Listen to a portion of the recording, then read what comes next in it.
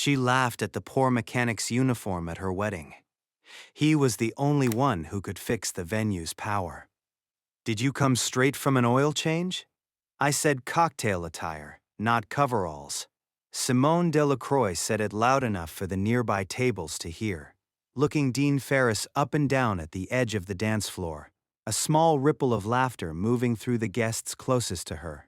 Dean looked down at his jacket, his cleanest one, the shop's dark blue with Ferris Auto Repairs stitched over the breast pocket, the only formal adjacent thing he owned that didn't have a hole in it. He'd pressed it that morning, standing in front of the small mirror in his bathroom before sunrise, running his thumb over the stitching the way he sometimes did without quite noticing he was doing it. He'd thought, looking at himself, that it looked respectable enough. Clean lines, a collar, nothing torn or stained. He hadn't expected it to become the evening's first piece of entertainment before the appetizers had even finished circulating. "It's what I had," he said simply. "Clearly," Simone said, already turning back to her circle of bridesmaids, the moment already forgotten by everyone at that table except the man it had landed on. One of the bridesmaids, a young woman Dean didn't recognize, glanced at him with something closer to sympathy than amusement before Simone pulled her attention back toward the dance floor.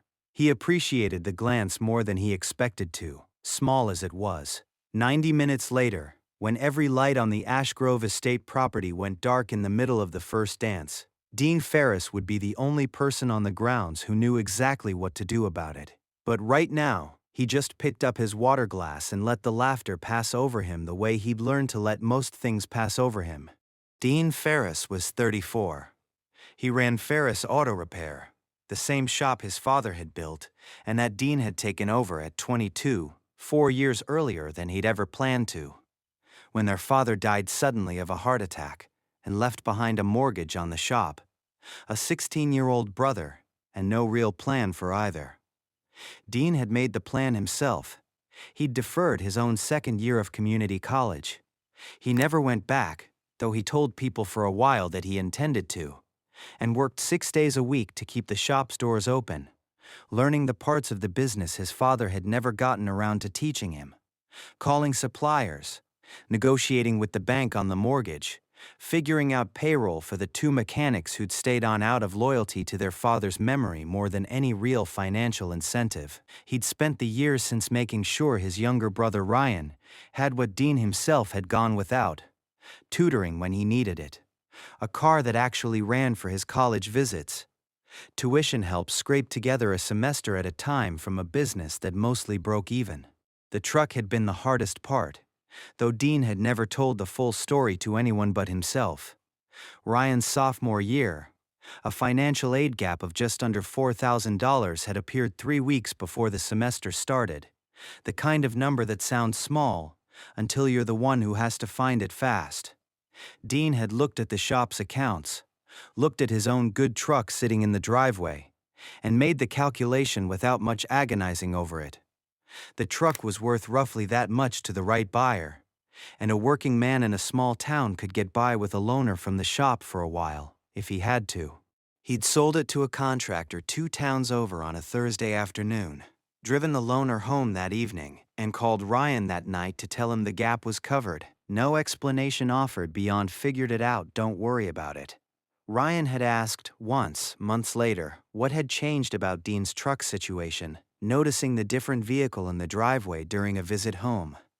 Dean had said something vague about trading down for better gas mileage, and Ryan, 20 years old and reasonably absorbed in his own new life, hadn't pushed further. Ryan had gone on to a decent state school, then a good job in commercial real estate, then, 3 years ago, a chance meeting with Simone Delacroix at a company mixer that had turned, gradually and then quickly, into the wedding Dean was currently standing at the edge of, wearing the only jacket he owned that had a collar on it. He'd known, walking in, that he wouldn't blend in with the Delacroix side of the guest list. He hadn't expected the collar itself to become the evening's entertainment. Margot Delacroix, Simone's mother, had planned the wedding with the intensity of a woman who'd waited her entire adult life for exactly this kind of event. The Ash Grove estate booked 18 months in advance, 300 guests, a floral budget that alone exceeded what Dean's shop cleared in a slow month.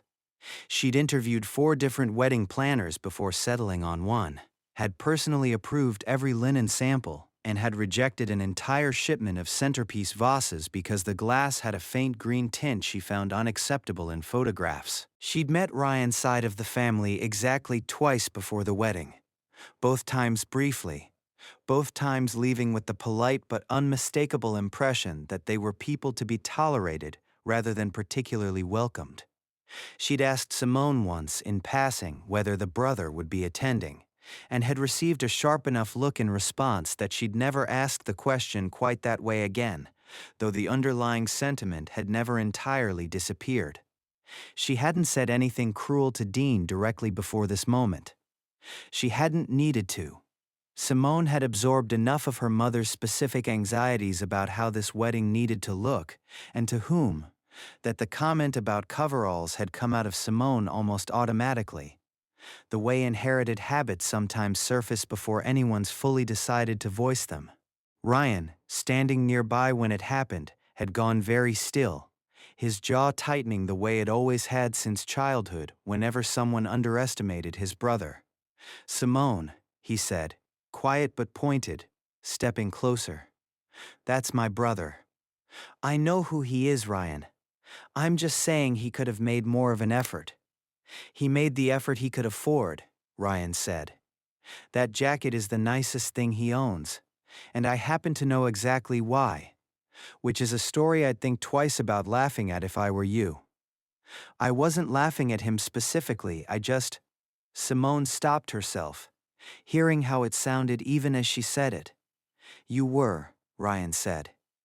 "In front of 40 people. He heard every word of it." Simone's face did something complicated, embarrassment and defensiveness moving across it in quick succession. But the reception was already pulling her attention in 6 directions at once. A bridesmaid needed her for photos. The wedding planner was signaling from across the room. And the moment passed without resolution, filed away rather than addressed.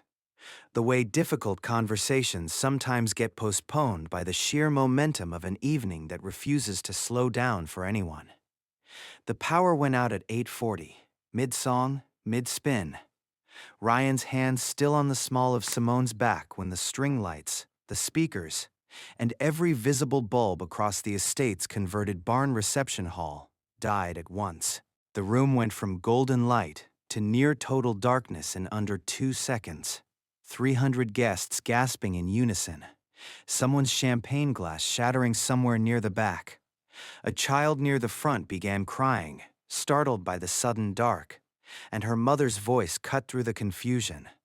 Calm and practiced, the way parents learn to sound in exactly this kind of moment.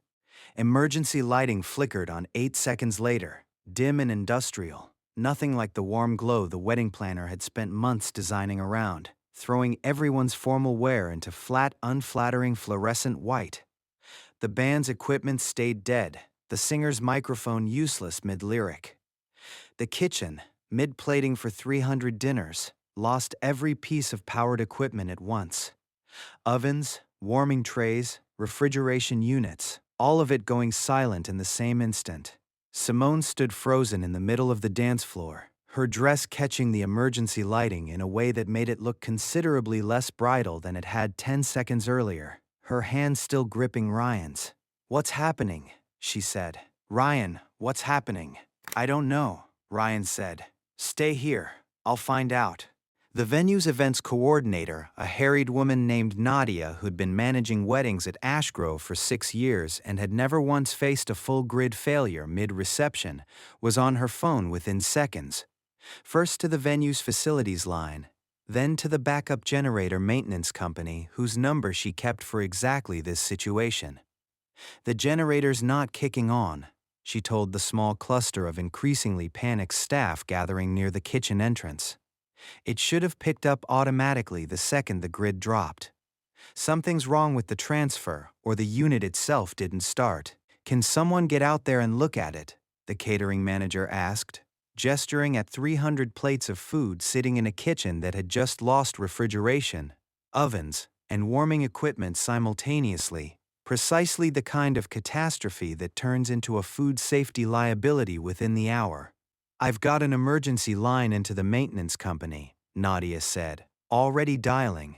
"Earliest they can have someone here is 50 minutes, possibly longer. It's a Saturday night, and their regular technician is on another job across the county.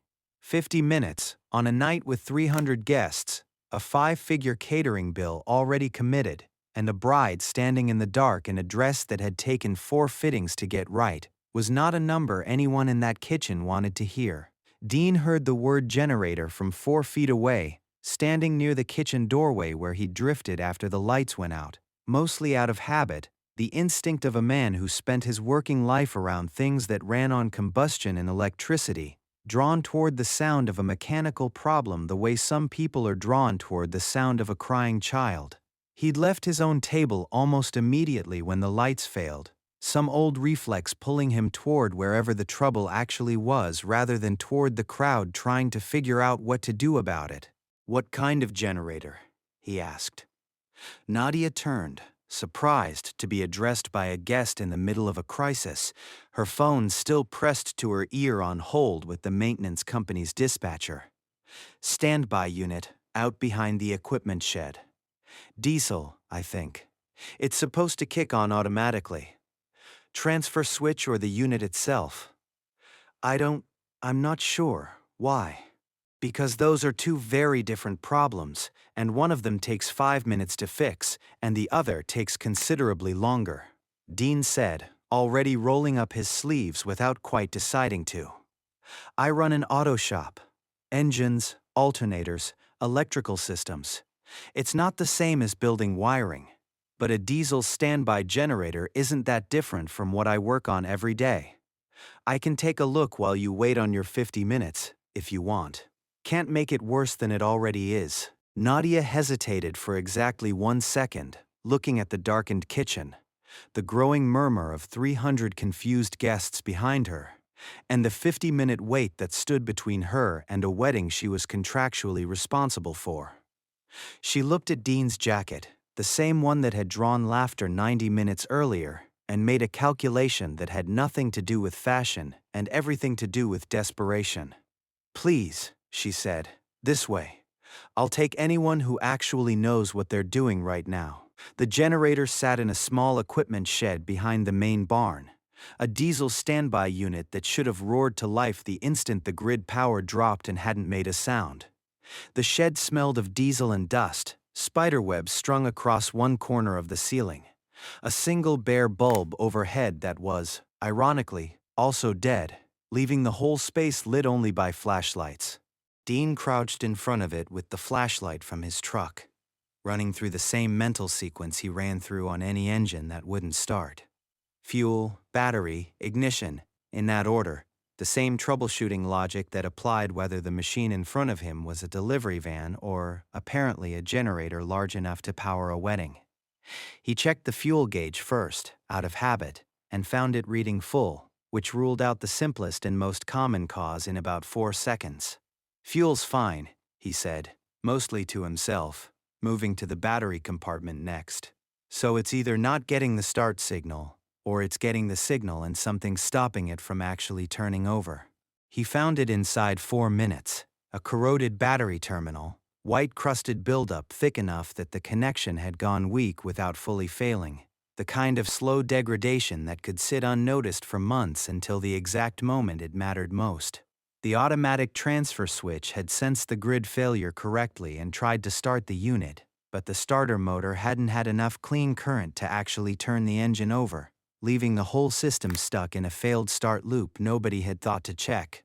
"Got it," he said more to himself than to Nadia, who was hovering in the doorway with her phone flashlight aimed uselessly at the wrong side of the unit. "Battery terminals corroded, starters not getting enough juice to turn over. Same thing that strands half the cars I fix in a cold winter, just a bigger battery attached to it. Can you fix that? Here? Now?" "I've got wire brushes and terminal cleaner in my truck," Dean said, already standing. "Every mechanic does. Give me 10 minutes. Might be less. He jogged to his truck, parked in the guest lot in the same modest work truck that had drawn a few looks earlier that evening, gravel crunching under dress shoes that had never once been broken in for running, and came back with a small toolbox he'd carried into thousands of driveways and parking lots over 12 years of running the shop. He worked quickly and methodically in the flashlight glow, cleaning the terminal down to bright metal, reseating the connection with the same careful precision he brought to every job regardless of who was watching, and checked the fuel line while he was in there out of habit, because checking one more thing while you're already inside a system costs nothing, and sometimes saves the second trip. "Try it now," he said, stepping back. Nadia hit the manual start switch with a hand that was visibly shaking, more from the stress of the evening than the cold. The generator turned over on the second attempt, caught, and roared into a steady working hum, the sound of it filling the small shed like something close to relief made audible. 90 seconds later, the lights across the Ash Grove estate came back on, one section at a time, the band's equipment humming back to life mid-silence, the kitchen's refrigeration units clicking back on with a sound the catering staff would later describe as the best noise they'd heard all night.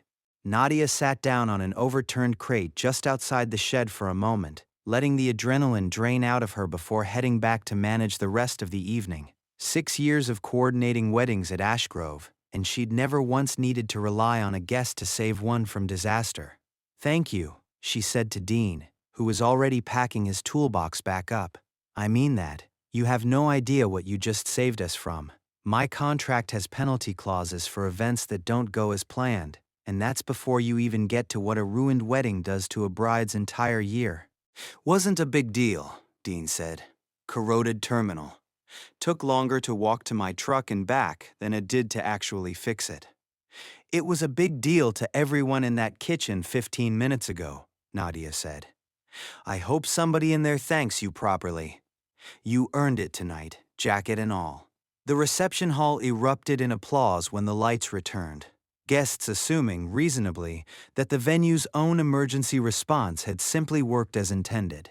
Nobody but Nadia, the catering manager, and a handful of kitchen staff knew, in that first moment, that the man who'd actually fixed it was currently walking back across the lawn in a work jacket that had been mocked from the dance floor less than 2 hours earlier.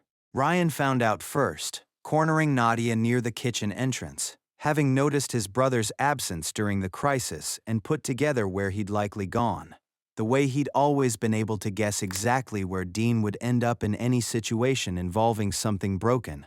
Was that Dean? Did he fix the generator? "He found it in 4 minutes," Nadia said, still slightly stunned by how close the evening had come to catastrophe and how quickly it had been averted, her hand still not entirely steady from the adrenaline. "Corroded battery terminal. He had the tools in his truck. If he hadn't been here, we'd still be waiting on the maintenance company, and I don't know what state that food would have been in by the time they arrived, or what state this wedding would have been in with 300 people standing around in the dark for an hour. He didn't say anything to me. He just went and did it. He didn't say much to anyone," Nadia said, "just asked 2 questions, went out there, and came back with the lights on. Whoever that man is, your wedding owes him considerably more than an apology for the jacket comment I heard about earlier." Ryan found Dean back at his table, quietly finishing a drink, jacket still faintly smelling of the shed and diesel fuel, dress shoes scuffed from the gravel path. "You fixed it," Ryan said, sitting down across from him. "The generator. That was you. Wasn't much different from a dead alternator," Dean said, turning the glass slowly in his hand. "Corroded terminal, weak starter current. Same principles, bigger engine. Diesel instead of gas, but the troubleshooting logic doesn't change much. You saved the entire reception, the food, the band, all of it. I looked at a broken thing and fixed it," Dean said, "same as every other Tuesday. Just happened to be wearing a jacket somebody made fun of an hour before I did it." Ryan sat with that for a moment, something working behind his expression, the particular quiet of a man reassembling his understanding of an evening in real time. "I'm going to tell people," he said, "what actually happened out there. You don't have to make a thing of it. I'm not making a thing of it for you, Ryan said. I'm making a thing of it because Simone needs to understand exactly who she laughed at tonight. And I'd rather she hear it from me than piece it together secondhand from the kitchen staff. Simone found Dean 20 minutes later, having heard the story in fragments from 3 different directions before finally cornering the actual source of it. Her new husband standing near the bar, arms crossed, waiting for her to arrive at the conversation he'd known was coming since the moment the lights came back on. "Is it true?" she asked, slightly breathless, having crossed the room quickly once she'd pieced together enough of the story to need to hear the rest directly. "The generator? That was Dean?" "That was Dean," Ryan said. "While you were still telling people how embarrassing his jacket looked, he was out in a dark equipment shed fixing the thing that was about to ruin your entire wedding, using tools he happened to have in his truck because he always comes prepared, even to things nobody thanks him for." "Why didn't he say anything? Why didn't anyone tell me sooner?" "Because he wasn't doing it to be thanked," Ryan said. "He was doing it because it's what he does. He's been doing it for our family his whole adult life, Simone. And most of the time nobody notices until something's already been quietly fixed before it became a problem anyone else had to deal with." Simone's face went through several things in quick succession. Surprise, something close to shame, and finally a kind of quiet recalculation that Ryan recognized as the beginning of her actually hearing him rather than simply waiting for him to finish talking. "I didn't know," she said. "You didn't ask," Ryan said, not unkindly, but not softening it either. "You saw a jacket and decided you already knew everything you needed to know about the man wearing it. That jacket paid for 4 years of my tuition, Simone. That man worked 6 days a week for over a decade so I could be standing here tonight in a suit he helped pay for too, even though nobody at this wedding knows that either, because he's never once brought it up in 3 years of knowing you." Simone was quiet for a long moment, looking past Ryan toward where Dean sat, watching the reception continue around him with the same unhurried steadiness he brought to most things. "I need to talk to him," she said. "Alone, if that's all right." "That's between the two of you," Ryan said. "I've said what I needed to say." She walked over to where Dean was still sitting and sat down across from him without waiting for an invitation, smoothing her dress with hands that weren't entirely steady. "I owe you an apology," she said. "A real one, not the kind people give because they got caught. What I said tonight was cruel, and it was cruel about something that had nothing to do with who you actually are.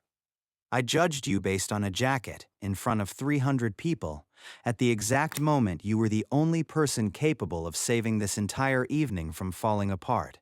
I'm sorry." Dean looked at her for a moment, the same steady, unhurried assessment he brought to most things, weighing the apology the way he weighed most things, carefully, without rushing toward a verdict. "Apology accepted," he said. "For what it's worth, I wasn't looking to be thanked for the generator. I just don't like watching things stay broken when I know how to fix them. Habit, more than anything. Started with my dad's shop, kept going after he died, never really stopped." "That's a good habit to have," Simone said. "It's the only one that's ever really mattered to me," Dean said. "Ryan's a good man. You picked well, whatever you thought of my jacket tonight. I hope you two take care of each other the way this family's always tried to." "We will," Simone said, and something in her voice suggested she meant it more fully than she had an hour earlier. "I promise you that." The rest of the reception continued without further incident, the lights holding steady, the band finishing the set they'd been interrupted mid-song, 300 guests slowly returning to the ordinary rhythm of a wedding that had, for 11 tense minutes, nearly become a very different kind of story. Margot Delacroix found Dean near the end of the evening, having heard the full account secondhand from at least 4 different guests by that point, each version slightly more dramatic than the last. She approached him with none of her earlier coolness, something considerably more careful in her expression. "Mr. Ferris," she said, "I understand I owe you a debt of gratitude tonight, and possibly an apology on my daughter's behalf, though I understand she's already offered her own." "She did," Dean said. "It was a good one. You don't owe me anything beyond that, Mrs. Delacroix." I planned this wedding for 18 months, Margot said. I planned every flower, every place setting, every detail down to the thread count of the napkins. I never once thought to plan for what would happen if the lights went out, because I assumed that was someone else's job to worry about. It usually is, Dean said, until it isn't. Margot studied him for a moment, something shifting in her assessment that had nothing to do with his jacket. Ryan's a lucky man, to have a brother like you. I got lucky too, Dean said. Raising him turned out to be the best decision I never actually chose to make. Circumstances made it for me. I'm glad it worked out the way it did. Dean danced once with his niece, Ryan and Simone's flower girl, a cousin's daughter who'd attached herself to him early in the evening the way children sometimes attach themselves to the person in the room who seems least interested in performing for anyone. She'd asked him, halfway through the song, why his jacket said Ferris on it, and he'd told her it was his own name, the same as hers. And she'd seemed satisfied enough with that answer to keep dancing without asking anything further. He left before the cake cutting, driving the same truck he'd fixed the generator with tools from, back toward the shop that opened at 7 the next morning regardless of what had happened the night before. Simone caught him at his truck before he left, jogging across the gravel lot in a dress not built for jogging, catching up to him just as he opened the driver's door. "You could have stayed for the cake," she said, slightly out of breath. "I've got a 7 a.m. oil change scheduled," Dean said. "Some things don't wait for weddings to end. Fella's driving cross-country Sunday morning and needs his car checked before he leaves. Been on my calendar for 3 weeks. I really am sorry," she said again.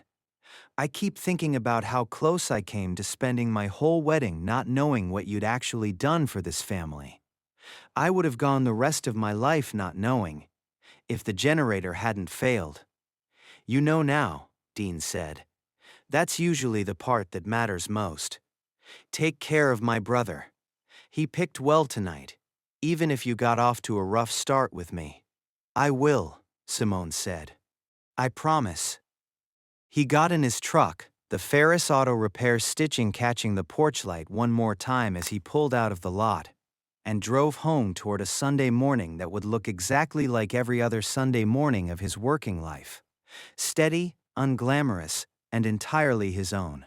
Dean opened the shop at 7 the next morning, same as always, the wedding already feeling like something that had happened to a slightly different version of himself the night before. The cross-country customer, a young man named Corey heading out to start a new job 3 states away, showed up at 7:15 with a car that had been making a noise he couldn't quite describe over the phone. "Rough night?" Corey asked, noticing the faint shadows under Dean's eyes as he popped the hood. "Long one," Dean said. "Good one, mostly. My brother got married. That why you look like you got about 4 hours of sleep?" "Something like that." Dean listened to the engine for a moment, head tilted the way he always listened, the same posture he'd used the night before crouched in front of a generator in a dark equipment shed. "There's your problem. Belt tensioner's going. Wouldn't have stranded you today, but it would have stranded you somewhere a lot less convenient in about 2 weeks. Can you fix it before I need to leave?" "Already on it," Dean said, reaching for his tools. He worked through the morning the way he worked through every morning, methodical and unhurried, fixing the small, unglamorous things that kept people's lives moving. Nothing as dramatic as a wedding night generator failure, nothing anyone would tell a story about later, just the steady accumulation of broken things made whole again, one at a time. The same work he'd been doing since he was 22 years old and had no other choice but to learn it fast. By the time Corey pulled out of the lot an hour later, belt tensioner replaced, engine running clean, Dean had already moved on to the next car on his lineup. The Ferris Auto Repair jacket hanging on its hook by the door, waiting for Monday.